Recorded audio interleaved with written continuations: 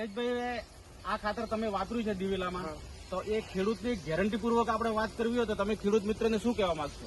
એ ખેડૂતને 5 દિવસ મારા ઘરે રાખીશ, ખેતરમાં એની પાસે ટ્રીટમેન્ટ કરાવીશ, એને ખાવા પીવા જમવાનું બધું જ મારા ત્યાં મળશે. બરાબર, ફૂલ એમની સેફટી. 5 દિવસ મારા ખેતરમાં રન પ્રયોગ કરો અને પ્રયોગનું રિઝલ્ટ મળે પછી જ એમને વાપરવાનું ખાતર. ફૂલ ગેરંટી બંધ.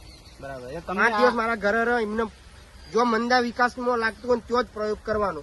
બરાબર. એટલે તમને આ ખાતર વાપર્યા પછી સંપૂર્ણ તમને સંતોષ છે? ખૂબ સંતોષ, મને બહુ સંતોષ છે. આ જ ખાતર વાપર્યા પછી હું આ જ વાપરીશ. હવે સોણિયું કોઈ દિવસ નહીં લાવું.